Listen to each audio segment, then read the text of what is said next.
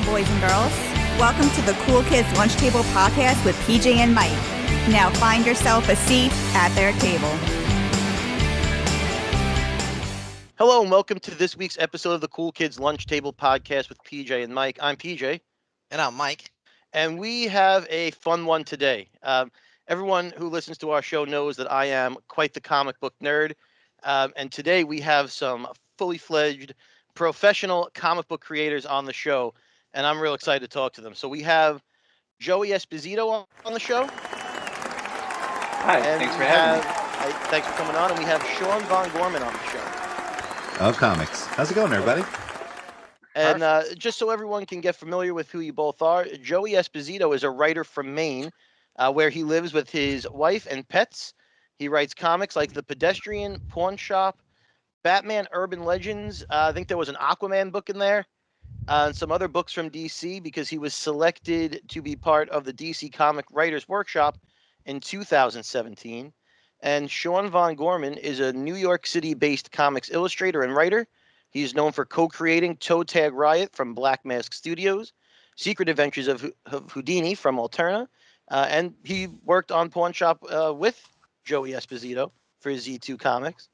And he's also contributed art for projects for Image, Dark Horse, Dynamite. He's done Star Trek covers for IDW. These are real professionals we have on the show, folks. Normally, it's me and Mike just sort of just us goofing around. Yeah, but now we have the real McCoy here talking about comics. The guys who are actually in the trenches writing these things. We call it the industry. There you go. Yeah, guys, exactly. Is that the insider term, the industry? Or the business with way too many syllables. We're in the business. Business. So let me ask you guys this. Before you worked on comics, I assume you were fans of comics? So Sure. Oh, for sure.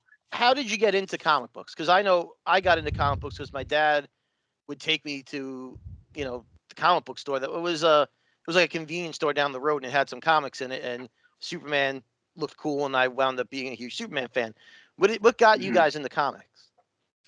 I grew up in what a lot hail as the golden age of comics, the early 1990s. Mm-hmm. So comics were everywhere. Comic shops were everywhere. Probably things like, Batman '89 coming out right in that sweet spot of having first memories around that time. So I'm sure things like Batman and just comics being in the ether, probably like bookended from like Batman to like maybe Death of Superman, right in that sweet spot of my upbringing, Reign of Superman, that whole run. And then for a lot of years, I stopped reading comics. I wanted to be an artist. Started doing strips for my college paper, and then decided one day just to maybe put that together in a comic. Because I had been seeing a lot of print-on-demand services putting out books and seeing the stuff that was on there looking just really rough and saying I could do better than that, and then just made a comic and then just kept doing that. And for me, similar to you, I grew up, comics were always around. My parents loved comics growing up. My mom always tells the story about, when she moved out, my grandfather chucked all of her like Silver Age Superman super family books away, and how she's like still holding on to that loss. So comics were always like around, always encouraged. And grew up in the same kind of era, where comics were just everywhere, huge. There was a comic book store in the mall, you couldn't escape it really. And sort of never went away. And eventually it was just kind of the clear path of when I knew I wanted to write stories. I went to film school, but comics is kind of where my heart is. And so that's sort of what I've always pursued. I want to ask a quick question because when did you guys know you wanted to go? Like you said, you went to film school, and like what made you like say this is it? This is the path I want to go on. And by part two of that question is, were your parents supportive? I was an only child. It was just me and my mom. My mom was always very a big champion of me trying things and trying different things, and probably to a fault because I was probably trying way too many things. At the time, I had been in bands. I had tried being an actor, doing sketch comedy, doing posters for the band. Lots of different interests in like writing plays, and not one thing ever really worked out. And the thing I kind of like about comics is that it's something you can kind of combine all the things you like into one thing, and everything that kind of came before kind of dovetails into this of like knowing how to talk to people, putting on some sort of presentation or show, putting projects together, solving problems. And it's just something that, I had a child at the time. I started probably later than most people do. I had another baby on the way, and it was just something of I need to kind of focus on something for a year and see what happens, or just get a real job. And at the end of that year, we found ourselves at Marvel Comics in Axel Alonso's office when he was the editor-in-chief, talking about Secret Adventures of Houdini. And we're like, okay, we're going to give this another year. Amazing. Cool. And Joy, what about you? Yeah, I mean, growing up, I always was writing stories and drawing, and actually, like, I used to trace a lot of the Dan Jurgens Triangle era of comics, and like, I'm going to be a comic book artist, and never, that part didn't take off. But deciding to go to film school was because how do people get into making comics? I didn't know, and it wasn't until I was at school where I took a college like program on graphic novels and the comics medium that I figured out that human people put these together, and here's the approach you can take, here's the path you can take. And as far as my parents being supportive, they were always supportive of whatever I wanted to do. Of course, I got make sure you have something to fall back on. Yep. Conversation, which I think is reasonable from any parent. I think it maybe put this bug in my ear of like always choosing the safe course and not taking risks, probably when I should have, which I'm still kind of coming out of. But yeah, everyone was always supportive. My early comics in like 2010, 2011 were Kickstarter focused, and of course my parents backed them. And I mean, the reason that we're on this show is because our moms connected us. So I would say that's like pretty indicative of their support. Yeah. I guess wrapping all that up, it's growing up, my biggest passions were music, and movies. And of course, PJ actually got me into comic books. So I don't have a 10,000 collection like PJ has. I probably have over 100. Yet. Yes, that's right, exactly. But it's just funny how like all my favorite musicians or artists, they all have the same thing with their parents. My parents were supportive, but you said gotta have a backup plan. And one of my favorite bands, they all met each other. The members met each other like in a music school, like Berkeley. So the origin is they had to convince their parents, to like, hey, I want to go to college for music. They're like, okay. And then they all met each other. Then they had to convince their parents to drop out of school to pursue music. So it's just like how funny how that origin works. And it's amazing how. Hey, I mean, it's interesting because, well, I think there's like a certain structure that you're told that you have to follow, especially to have a good job or whatever, which I think we can see at this point in the year of our Lord 2024 that doesn't necessarily like having a college degree at this point. Awesome. I encourage people to go to college, but like there's mass layoffs all the time. Things are always shifting. Like it doesn't guarantee you anything anymore. And I think like, so we choose to go to art school or whatever because we feel like that's kind of like a good compromise. Of course, you're going to learn things and be exposed to things that you wouldn't otherwise, right? But I think like the clear path is like, okay, well, I'll go to school, and that's appeasing my parents or getting a degree that will help me get a job while I'm trying to make art or whatever. And really, I don't know, you might be better off just spending those years just really throwing yourself into whatever you want to do. I'm not telling kids not to go to college, but like it's I think the structure that we're told is different from the reality, and I think that's how so many people end up going to school and dropping out and then finding success because they just really hone in on their passion. I agree 100%. It's a different world now. So you have to go about things differently, and following a passion is, I think, probably a more likely way of being successful than throwing all your money away on student loans to not ever do anything with the degree that you got. I agree with you 100%. And you're the most successful people are the ones who work the hardest. I think that's the common denominator. It's true. You know, and I think like we're seeing a lot now, not to go on an AI tangent, but people who are like trying to use generative AI to tell stories and stuff because they can't draw or they don't know how to write. And it's like, that's the whole thing. That's the whole thing. Like, that's all of it. You're skipping the important part, you know? I actually so, wanted to ask Sean a question about AI, because I know you've done cover art for IDW, for Star Trek, and things like that. There's been what feels like a little bit of controversy every day on Bleeding Cool that there's another DC Comics AI generated cover conspiracy. How do you feel about using AI? I don't know if it's a conspiracy. It may actually be happening, but how do you feel about the use of AI? Yeah, it is happening, and it's like anything else. It's a tool, and there are some people who, it does really cool things. But the issue is it's not being done ethically, where it's, sourcing other people's work. And a lot of the people that we're talking about, that being cool we're talking about, are people who have been historically notorious for swiping other people's art, repurposing it, flipping around, and presenting it as their own. And that's fine. It is a very fun toy. There are ways it can be done ethically if it's sourced through, a body of work that's owned by people. But right now we're seeing kind of like a shock and awe effect, as we're seeing with everything else in the world. There's just so much being thrown at us that there's really not time to come up with the legislation to control it, or to punish people who are doing things that are wrong. 90% of it is theft. It's being presented as something else, where there are a lot of people who are just using it because it's fun.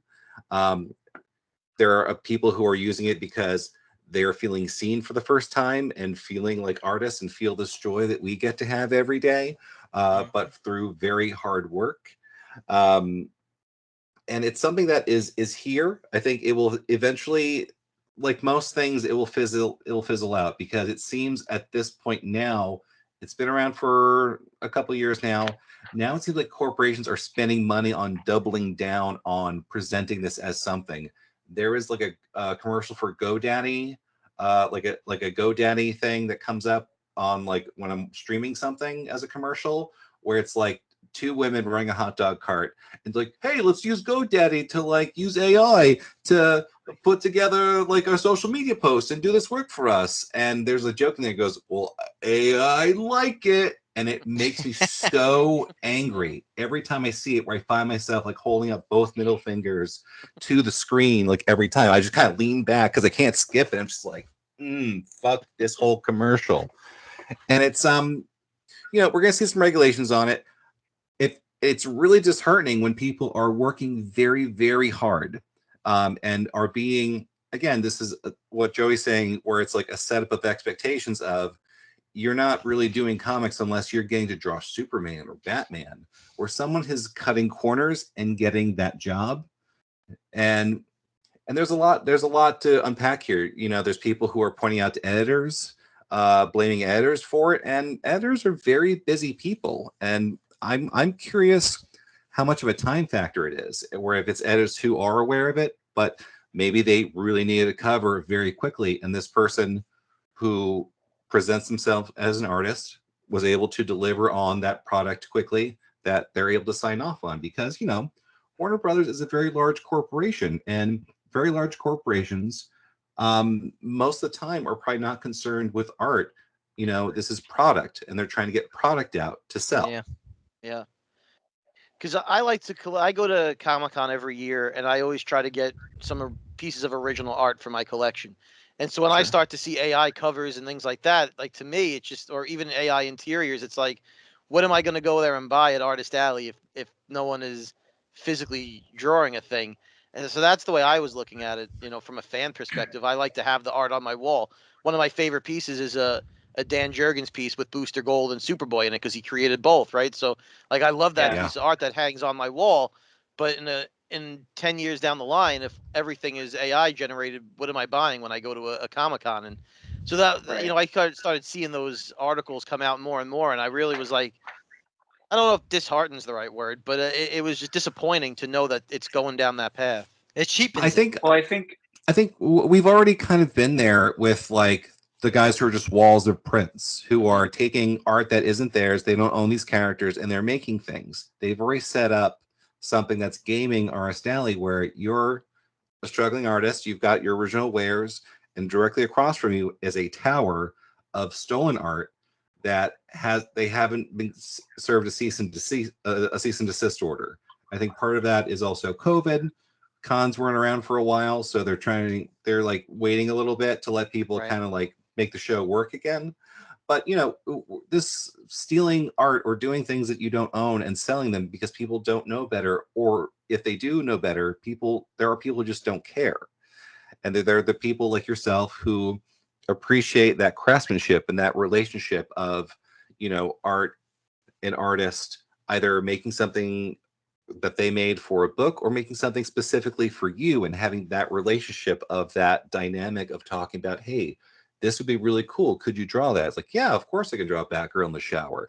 And then they go back to their hotel room and stay up all night. And then boom, you have that connection where it's like, hey, remember me? You drew Batgirl for me in the shower. Like, you have to be more specific, because I get asked that a lot at MegaCon.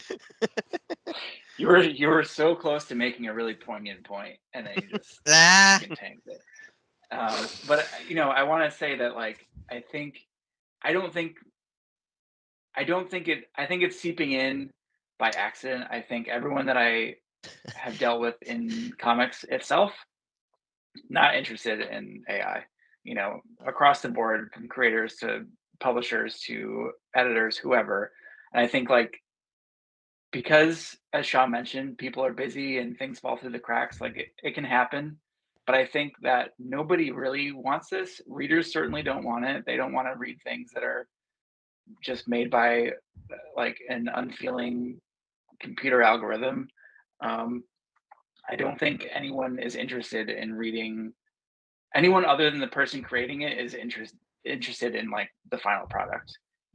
Like, you see these things about streamers wanting to make generative AI movies, and it's just like, what's the appeal for that beyond the idiot who's like, I want to see myself as a Jedi or whatever.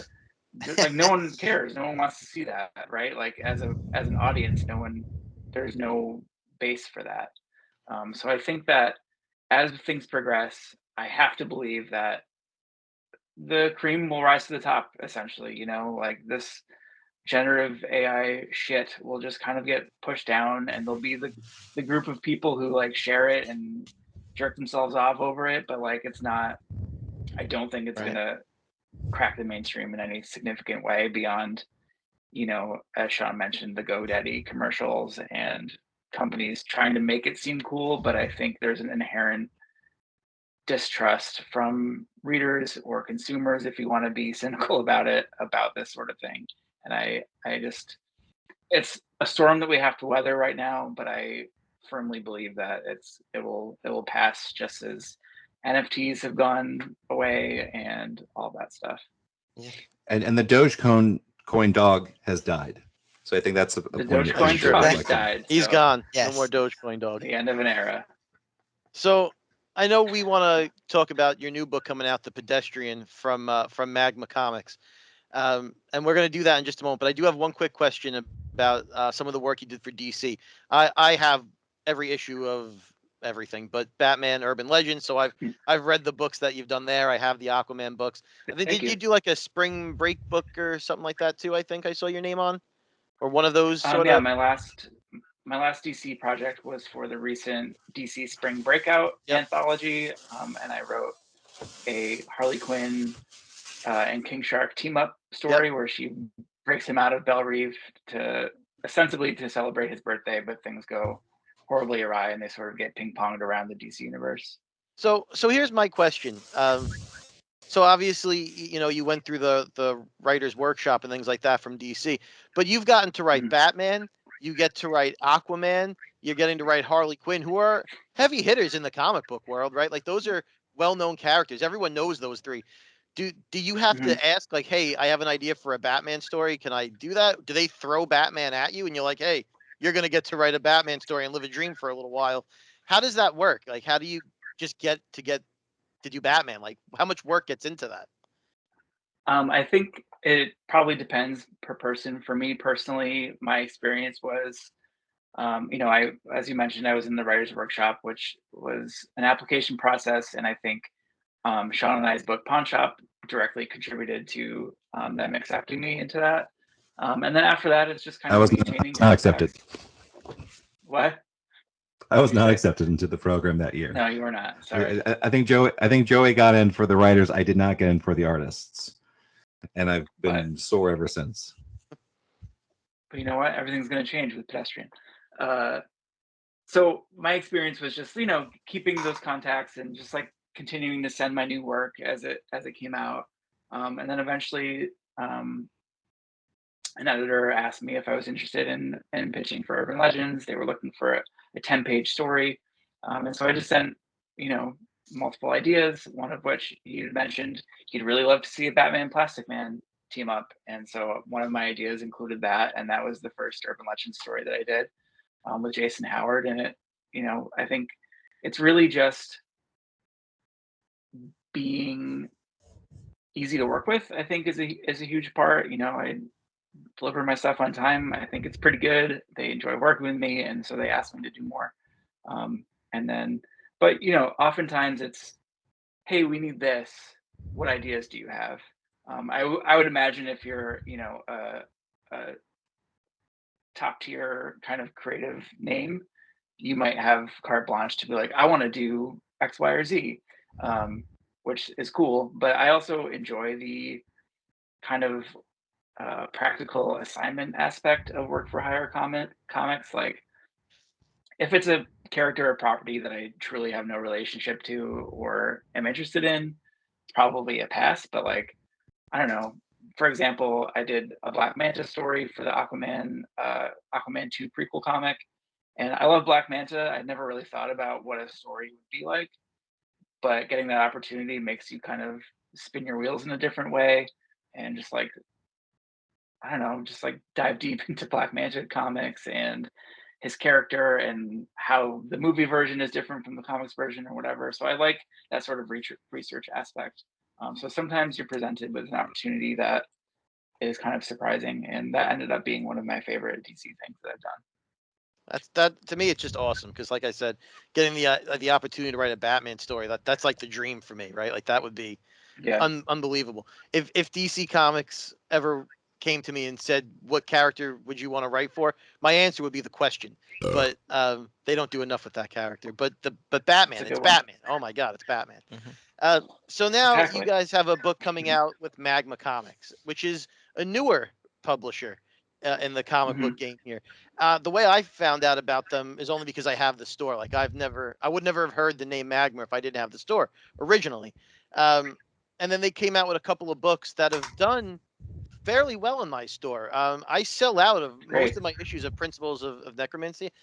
That book sells out for me. I don't know if it's the name. I don't know if it's the covers have been really cool for that, so people are just kind of drawn to it. Scale Trade has done pretty well for me also from Magma. And my first introduction to Magma was I got like a postcard, and they're like, "Hey, we're new. Order our books." And I was like, "All right, I'll order your books. Why not? I'll give anything a shot." We had an episode a few months back about like just indie comics in general that aren't getting enough love, because as much as I love the Superman, Batman, and Spider-Man of the world, I like to go into the independent realm and see what new stuff is happening that's not just the big 7 superheroes in the world, right? So how did you get in touch with Magma, or did they reach out to you? I'll field this one. So we'd worked on the book in secret for about a year. This is one of our pandemic projects where we thought, this is not, conventions aren't happening anymore. What do we do? So we figured we'll put together maybe like a webtoon style series or like some sort of web comic. So I had this general idea about a character called the Pedestrian, who is a street level crime fighter with no powers, sort of based on the blinking white guy from a street sign, and he just follows every rule in his pursuit to fight for justice. I came to Joey with the idea because I just had, you know, a name and a costume concept and sort of that rough outline, and we'd worked together on a book called Pawn Shop, the indie darling Pawn Shop, a number of years ago. And Joey was always someone who could write really rich characters, and talking, we figured we could do something where we're telling human stories in a very realistic world, except for this one weird thing of this guy in an all white suit running around. And, you know, at the end of that year, we had something that we were pretty confident with. So we started showing it to our friends in the industry or the business, however you like to think of it. We do have, and then we would show it to people like Dean Haspiel, Mike Allred, were the first two artists we showed it to, and they both contributed covers who we have on this first issue. And then we just kept showing it, and we're like, we kind of have something. So we shopped it around to any and every publisher that would look at it, where we ran out of publishers. And Bobby Conroe had seen it when he was over at IDW. IDW had passed, and then last year at New York Comic Con, Bobby found me in Artist Alley and said, "Hey, we're doing this thing with Magma Comix," which I'm tapped into the business, so I was aware of. You know, I'd met Denton at San Diego last year, and he was like, "Yeah, you've had anything? We have this book coming out." I say, "Well, you know, the Pedestrian is still available." He goes, "Yeah, I really liked that. Send that to us," and we sent it to him. A couple months later, they decided to pick up the book. And not only that, they were very open and transparent about the process of what was happening. We would get regular check-ins from Bobby, which never happens. Sometimes you send something off, you either never hear from them again, sometimes you hear from them a year later, but they're like, "Hey, we're still looking at the book, we're wrapping up our first slate, we're looking at you for like our second slate."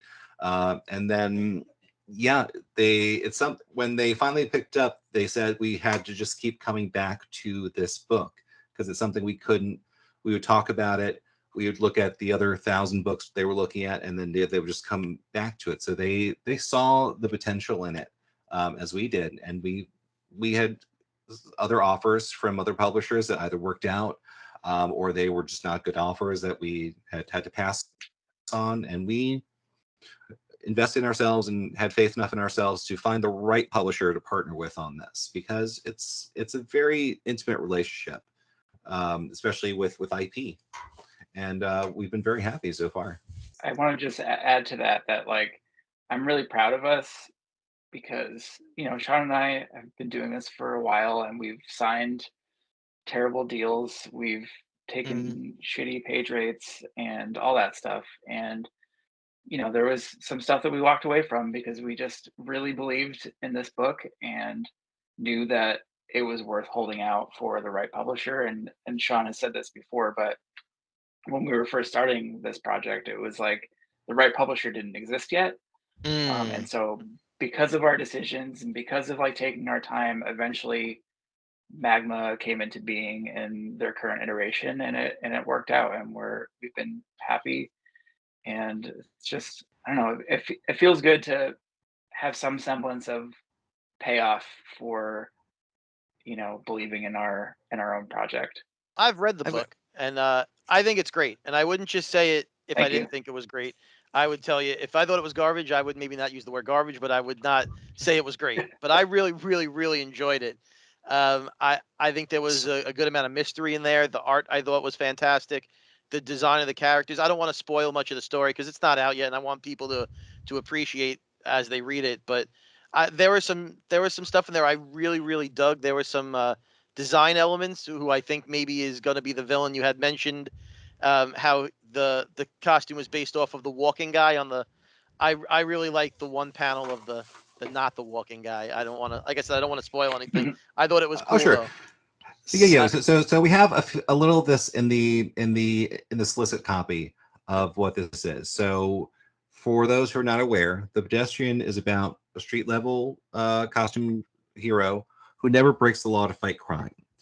While on the surface, this seems like a quirky slice of life story through a superhero lens, beneath the surface, there's an ancient war brewing linked to the secret history of street signs, where in the first issue, we'll be introduced to sort of the antagonist to our hero, the pedestrian, and an organization known as the Clutch, which is sort of based on the flashing red hand, sort of the opposite of it. And, we have these like very strong tent poles of good, evil, but the story is really about these gray areas that we live in. It's really about the people living in this town and how these two polar opposites are going to shake things up in this town. That maybe, maybe not unlike maybe our town that has been, has fallen on hard times in the past couple of years. Maybe people are feeling a little isolated or disconnected. Maybe communities are being broken down and divided by corporations. Yeah, I want to talk about, because I loved it, and I just want to. This is the best way I can, without giving any spoilers or anything. This is the best way I can describe it for our listeners. So if you're into these kind of films, movies, directors, you're gonna like this. So this is any particular order, but for after I read it, it reminds me of Fight Club. So a lot of, like, if you're like into like David Fincher, you know what I mean? I also said James Mangold. That's the guy who did like Logan and 3:10 to Yuma, Copland. I also put David Lynch because that's the guy who made like Blue Velvet, Mulholland Drive, Elephant Man. Because what I like most about this story is, and look, I love comic books, but I love movies and I love music. And what I like, for me, a great story has to have like a hook. So I knew, like, by the second page, I'm like, yep, they got it. Like now, like as you guys are telling the story about how that publisher, I know I could just, as you were saying, put myself in that boardroom on this big long table. I could just see them like pointing at a thing, like let's keep. Everyone kept, just tell everyone kept going back to that. And what I like about this too is, look, Batman, all these other cats are great, but there's no history with this. We don't know anything about the pedestrians, so it's like. That's why I get the David Lynch and Fincher thing, where it's like nothing's more exciting than where, like, I hate the word building up a story. I like unraveling a mystery, and that's what this book is. I'm not just saying this; I mean this, and that's what I like about it most. Because if you're a person who's into these kind of movies, and like the reason why I picked, like I said, going back to Fincher, if you're into Seven, you're unraveling a story. Like I said, I don't think it's a build-up. You're unraveling this tale. And I also like the humor in it, and I mean this as a compliment. It reminded me of Blank Man. You remember the movie with David Wayne's, where it's it reminds some of the humor is almost like that in a strange way, kind of like it is supposed to be kind of like kind of goofy, kind of I don't like sort of spoil, but you said there's one point, I guess the when something happens, another character's like, why the fuck are they not pursuing this person? And it kind of has like that kind of offbeat kind of humor, but I really, really liked it. And Thank you. I said, it really reminds me of like I said, just those kind of films. If you're into, like, especially if you're into, like, for me, Fight Club, especially that kind of underground kind of, and that has humor in it too. Fight Club. I don't think it's not comedy. It's really a dramedy, really, Fight Club. But anyway, but yeah, if you're into those kind of films, David Lynch, especially like a Blue Velvet, where like Sean and Joey were saying, it's like on the outside, if you know the movie Blue Velvet, it's in suburbia. It starts off very beautiful. You see all these picket fences, and there's an underground, very seedy city. You Right. have what's the name? Dennis Hopper. So when Dennis Hopper's in your film, it's going to be off the wall. And I think maybe there's a Dennis Hopper in this story. Who knows? That's what you're going to have to go down that rabbit hole of this book. But yeah, really good, guys, for real. And I have other Thank you follow-up so much. I want to ask you guys about, but yeah. Anyway, and I also want to, with that, I think the genesis of this book started during the pandemic. And Joey, you live in Maine, and Sean, you live here in Brooklyn. I mean, obviously, you guys connected. Brooklyn? Exactly. So we're really proud about that. Me, PJ, being from Long Island, New York. But like, how did you guys connect? Like, obviously via Zoom or some shit. But what was the genesis of it? Were you guys having a Zoom party, and then like, yo, bro? Well, sorry, Sean, hold on, real quick. I just wanted to say thank you so much for all of your kind words and everything that you hit on. Lynch in particular is like built into the DNA of this, and in our pitch, in fact, it like mentions Twin Peaks and Yep, exactly. I felt it, man. Ray I Lynchian. felt it. I felt it. It brings me a lot of joy that hit for you in issue 1, because I think people are really excited about like the humor and the offbeat comedy and stuff, which is great, and I love it. But I'm also like, just wait, it's gonna get I can real tell. weird. Yeah, yeah, I can tell. So thank you for saying that. Sean, sorry, you can continue. Yeah, on top of the things that you mentioned, definitely Lynch is very much that generating a vibe that Lynch is able to do of a discordant vibe that just makes you uncomfortable. I think we're very much grabbing on that. You mentioned Blank Man, very much, any story of putting on a costume and going out into the world is ridiculous. From my experience, anytime you're doing it not on Halloween, you're going to get some questions. There's people who they're either going to ignore you or they're going to call the cops, especially if you place your hands on another person, you're going to jail. And I remember one time I found myself locked up and there was a homeless guy in like a onesie and a cape. I was like, oh, this is kind of like a superhero situation that he's not really getting. Maybe he tried talking to the commissioner and the conversation went the wrong way. Also throwing in James Gunn's Super. If you haven't seen that, that's my favorite James Gunn movie, where it's a deconstruction of the superhero genre with Rainn Wilson, who decides to become a crime fighter. Yep. and the use of violence is extreme and uncomfortable. It's above the line of what would be appropriate for a superhero, where he's just whacking people in the face with a wrench. Yeah. And I think you were asking about sort of the genesis of this. I mean, Joey and I have worked together for many years, and we've been trying to get another thing going. We did a book that we kickstarted called Pawn Shop that we mentioned, but then trying to do other books that a lot of comics is you basically make the book or a small version of the book. You figure out everything you need to know about the book, and then you present it to publishers, and they go, is it okay if we make this? Would you maybe give us some money for this? Would you put this out, sir, pretty please? And usually they'll say no, or they'll say nothing. You'll never hear from them again. They'll either pass. Nothing is worse. For us. Yeah. And it's like dating. A lot. It is very much like dating. They swiped left, they swiped right. Or sometimes you swipe right hard. And in the case of this book, a lot of this was the pandemic. We had nothing but time. So we're like, we're not going to wait because we have time. We can kind of focus on this. And we were working on some other projects at the time that have come out, like Ghost Planet was another pandemic project where it was like, we're not waiting for permission. We're going to do this book. And if a publisher wants to help us out and meet us on our level, fantastic. If not, they can get out of the way and become our competition. And a lot of things that have happened through the book have been fueled by spite of like, they don't know what they're talking about, of just a perfect certainty and a perfect courage to pull from Twin Peaks of like, we're going to the Black Lodge with perfect courage. And if we don't, we'll be lost. So this is going to work. There's no plan B. So when you write the book and you're drawing the book and you're putting it together, in the back of your mind, I just wonder about this one, especially when it's a new property like this. Are you like in the back of your mind thinking this is going to be great on Amazon Prime one day, or does that not even cross your mind? No, I'm not interested. For me, like I love that stuff, but I would love to write a movie or write TV shows or whatever, but that's like its own thing.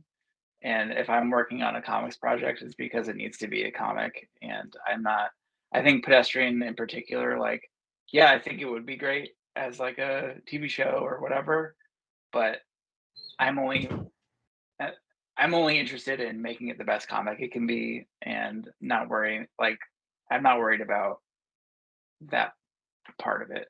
Only reason I asked is because while I was reading it, I said, wow, I could see this being one of those kind of gritty type of TV shows that they turn comics into, like a boys-esque kind of show. Like I felt that as I was reading the book. So I was just wondering if that ever crosses your mind. That was the reason why I asked that. I mean, look, I think we're open to it, and that would be cool. But in terms of like our creative decisions and stuff like that, I don't think it plays a factor. My next question, I'm just kind of curious if you guys ever ran into this, or maybe for the other projects too, but particularly with the Pedestrian, because it's your own original thing. Have you been in a situation, maybe you're working, for, DC, or you're drawing something for, Star Trek, and you're like, oh boy, this is a really good idea. Should I save it for, Batman, or should I, because part of you wants, obviously you want to, look, you want to be selfish. The other part of you's like, you need to, also get a paycheck, so how do you guys cope with that? How do you guys manage it? I mean, a lot of the ideas I have are typically inspired by the thing I'm working on. Unless it's the actual property, things that work for the Pedestrian kind of work for that Pedestrian. And we're kind of building a world here. And kind of with that, when you say saving ideas, we mentioned other pitches that hadn't taken off that we've actually incorporated into this book.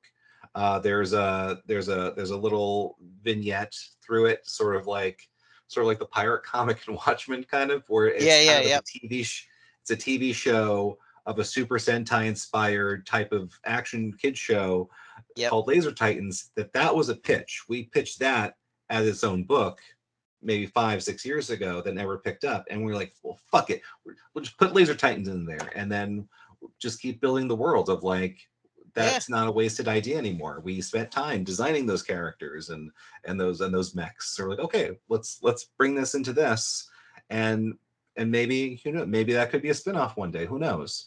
Or we just enrich this world, and notes from these characters may inspire things from the book, because comics is.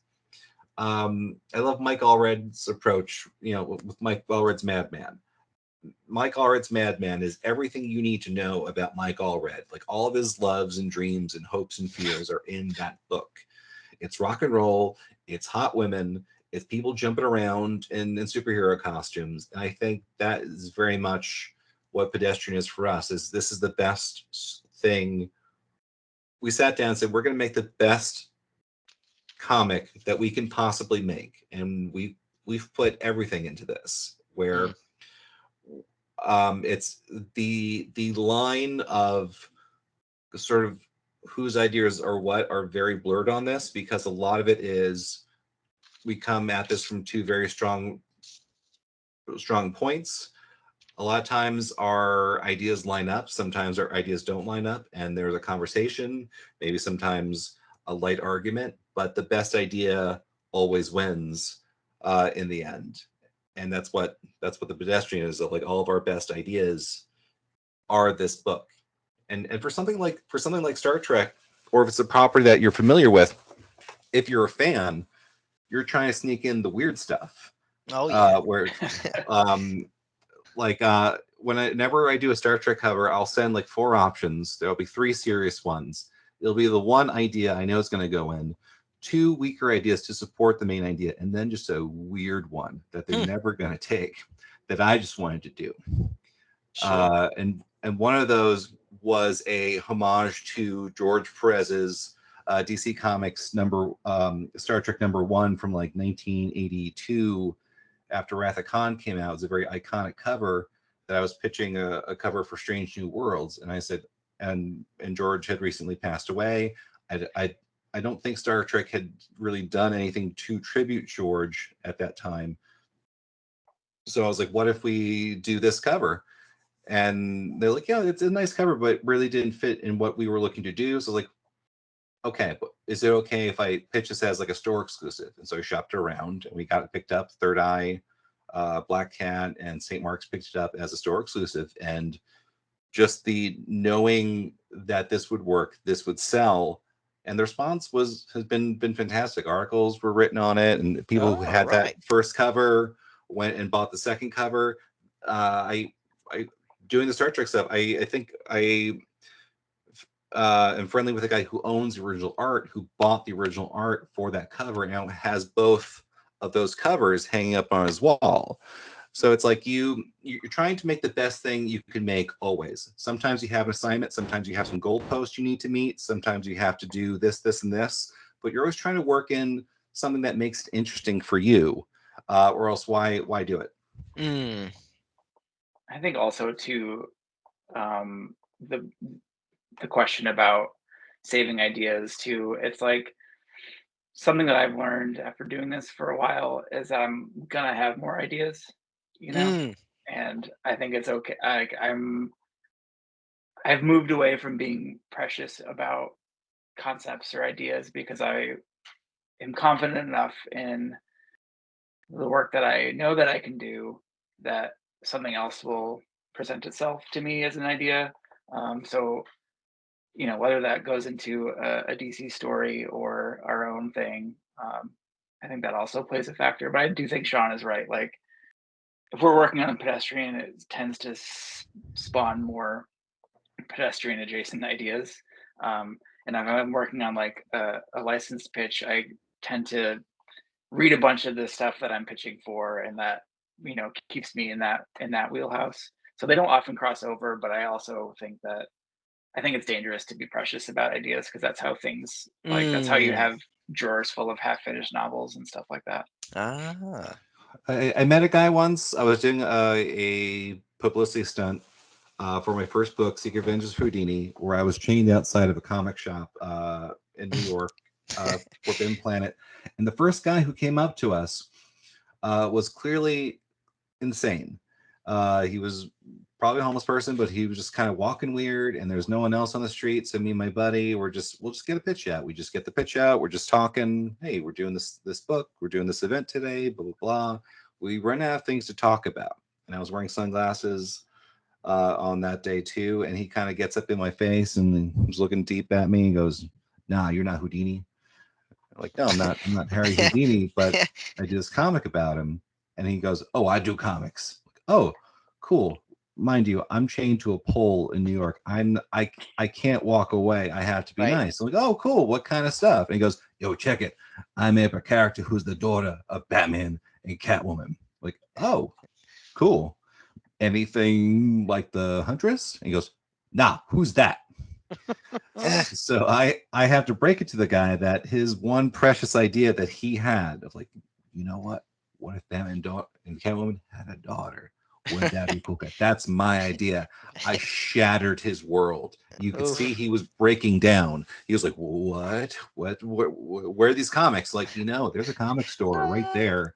You can go in there and they'll show these comics to you just to get them the fuck away from you. You saw him like walking back and forth for a while looking for the books. But yeah, as Joey's saying, you're going to need more than one idea, because sometimes your one idea, you need at least 3 great ideas, and you need 1 perfect idea, and then 2 ideas to support how great your first idea was. Because when you're in a pitch, it's always like, what else you got? Yep. Very interesting. Cool. In the business. I have another question. I'm sorry, PJ, if I keep. No, go ahead. I'm just really curious about this. So you guys are writing the pedestrian, and now you want to come up with the look, the character. Like you guys, like, when did you know that's it? That's the Silver Tuna. It's that costume. That's the look. That's the one we're gonna marry. Like, how did you know? What was the? I'm sure you had many drafts, but when did you know? Like, that was it. This is it. Yeah. The character, the image, and the character came first, because it was. I thought it'd be really funny what if you had like the Flash, but he doesn't run fast. He just walks extremely well. And how funny would it be if you had the time to see someone walking in real time around a city to fight crime? Because I'm from New York, I'm a walker, but if you take that ability anywhere else, and that's a superpower. I used to work at a souvenir shop in like the middle of Times Square, right under the Marriott Marquis. And there's this one guy who came into the store completely out of breath, like he was about to die. And he goes, "Oh my God, I just walked all the way from Times Square." It's like, bro, you're still in Times Square. You walked 3 blocks and you're about to die. You walked from 42nd Street to 43rd Street and you're dying. Get out of here. Because, a lot of people, depending on where you live, the only time you walk is from your garage to your car, and then from your car to the Publix, and that's it. And then reverse anything, because a lot of places, it didn't occur to me that there are places with no sidewalks. Like, oh, where do you walk? And they're like, what are you talking about? Like, where's your car? You're the weird one for not having a car. Like, oh, fair enough. Let me go get one of those. I'll be right back. Yes, I don't think I answered the question. So that's all good, man. So I think part of it was I wanted something that would be easy to make. I really want cosplayers to come and be friends with me at shows who would be inspired to dress up like this. So I kind of like went on Amazon and figured like how could someone just be very easily in a superhero costume? If I today wanted to slap something together and clean up the streets, what would that look like? And how much would that cost? What's in my budget? It's got to be comfortable. It's got to be easy to get into. Got to hide your identity a little bit, but also, you are the white guy in the street sign. So you have that sigil, but you're also that fella as well. So it's got to be all white. It's got to jump out. And then also, if you're on the street and this guy walks up to you, you're going to be very uncomfortable. And especially it's a nonverbal character. So he's not talking to you. He's not saying, oh no, I'm not crazy. No, he's just standing there in silence in the middle of the night, waiting for a traffic light, and there's no cars coming. You're like, what is up with this guy? I could definitely see this being a cosplay because, like I said, I go to Comic-Con every year, and there is no shortage of Spider-Man and just spandex. So it definitely fits in with the spandex Comic-Con cosplays. But for the folks listening at home, if they want to get your book, when does it come out? Comes out August 7th. Final order cutoff, I believe, is July 8th. So they should go to their local comic book retailer, which I presume if they're listening to this might be you. I hope so. And let you know that they would like 1,000 copies. And I think it's important to say for retailers like yourself that the A cover by Sean for issues 1 and 2 are returnable. So you can bet the house on this, and hopefully you can sell through. But yeah, they just have to tell the retailers, and they'll get it done. Yeah, I already have them on order. So if they come to my shop, they'll be waiting for them. I have them on order. I'm gonna do my best to push it. I know what interest my customers have when it comes to what they buy, and I know that I have people that will be interested in this sort of book. So I know I'm going to be able to sell some copies of it for sure. Hopefully, we have more people listen to us, and they get to me and let me know to get even more copies in before the order cutoff. And for any retailers out there, Joey and I are sending out these nifty little standees to a select number of shops to promote the first book. It's got all the covers on there. It's got a little barcode that'll take you to the Magma website for the trailer. If we haven't sent one of these over your way, is this something that would be helpful as a sales absolutely. tool? Yeah, definitely send it over. I'll put it out. Yeah, we'll get this over, and thanks to all the shops who've already put theirs up. We sent a very special one to our friends at Black Hat Comics in Salt Lake, a great gauge. We sent one of these as well as something maybe about this size to go along with it. So if you're at Black Hat Comics, you'll be seeing something very similar to this on your display. Especially because our friend Erica Schultz is going for a signing there in a couple of days. So that's going to be in her eye line. Are either of you guys going to be at New York Comic Con this year? We are both going to be at New York Comic Con. Oh, perfect. We're also going to be at San Diego Comic Con. We're going to have advanced issues of a special, what we're calling is like a sketch hybrid cover. Okay. That's going to be, the Magma event variant. So they're not pushing too many covers. Each issue will have 3 covers, and then they'll do some event variants. We want to do something special that would, be something I could sketch on, but also has a little bit of art to show what the story is about. So this is going to be really fun. We're going to be at the Magma is going to have a booth at San Diego. We're going to be talking on panels. We're going to be doing signings pretty much every day. So if you're at San Diego, come on down and see what we're all about. Yeah, I'm not going to make San Diego this year. I was there last year, but I'll be at New York this year. I'll come find you guys and say hi. Oh, for sure. Sweet. We'll be at New York again for sure. Yeah, I will definitely come look for you guys and say hi. Instead of a Batgirl in a shower, I might ask for Barbara Gordon in a wheelchair in a shower, just to make it a little different for you. Ooh, and a handicap shower. That'd be Handicap shower, yes. some sweet handrails there. Yeah. And I think we're also going to be at Baltimore Comic-Con if that's one you hit as well. Cool. Cool. We're gonna have an exclusive cover for Baltimore Comic-Con, and we've turned in some really sweet art for every year they do a souvenir art book where guests of the show will do sort of like a theme project. The theme project this year is Ben England is the special guest there. So there is, for the first time, a team up of the Pedestrian and the Tick being featured exclusively in this art book. So if you're at Baltimore Comic-Con, swing on by and grab one of those, because it's canon until the lawyers get involved. Perfect. Yeah, folks, go check out the Pedestrian, read it, absorb it, love it, go down the rabbit hole of mystery. I really, really recommend it. That first issue really hooked me, and I think anybody who picks it up is really going to enjoy it and want to say themselves. There's nothing more that's of a turn on where you're like, I want more. Kind of like a potato chip. You can't just have one. The best snack. We haven't heard anyone say they don't like it yet, and it's confusing. I've even sent it to my ex-wife, and she said it was okay.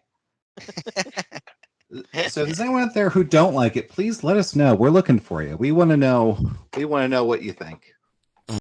And if you need to find a place to buy the book so you can determine if you like it or you don't like it, the best place to buy The Pedestrian is Cool Kids Comics and Toys, located at 2055 Hempstead Turnpike in East Meadow. But no, Sean and Joey, it was great having you guys on. It was really great getting to know you and your origin of who you guys are as artists and writers, and also the genesis of The Pedestrian. So it was great. In the business. Thank you. Thank you And so when much you for have a having new us. book This was come a lot out of fun. or whatever else you want to talk about, come back on, hang out with us again. Yeah. Absolutely. Yeah, absolutely. I do have something coming out soon. They'll be announced. I'm working with Czarface. Okay. We're working on a couple projects with that rap trio. They'll be coming out soon. One's going to be for Z2 Comics, and one's going to, hopefully, if we can get the timing right, hopefully have a little something special for New York Comic Con. Awesome. Is there anything you guys want to plug? Websites, Instagrams, anything else other than The Pedestrian? Yeah, I'm on all the socials. Typically Von Gorman Art or some variants of my name, Sean Von Gorman. Instagram, Twitter, not calling it X. I'm also on Kara now and Blue Sky. If there's something you can put your name on, I'm on it. I'm also around at Joey Esposito, and please pick up The Pedestrian. It's very important to me. But I will also mention, for people with kids out there, at the end of August, I wrote Sesame Street #1, which is a story about Grover helping his friends out. Oh, a lot I love of fun. Grover. Yeah. It's a great introduction to comics, I think, for younger readers. So I hope you'll check it out. And then Did I there miss the should be cutoff some for more. that yet, or can I still order that? That is a great question that I don't know the answer to, but it's in the same previews as The Pedestrian. So Okay, so I should I still think be able to it's get some still of those. available. I will If get some of and those for then- the shop also. If you love The Pedestrian, Grover Lends a Hand is basically the same book. It's the same vibe, just for a different audience. That's not untrue. It's not as Lynchian, but Who are the people in your neighborhood? Can you tell me how to get to Sesame Street? Fantastic. But you know where to find us, folks. Same time, same table. Have a good one. See you around the funny pages. Thanks, everybody. Boys and girls, lunchtime is over. For more information, visit their website at coolkidslunchtable.podbean.com. Follow the boys on all social media platforms. Just search Cool Kids Lunch Table Podcast. Now get to class before you get detention.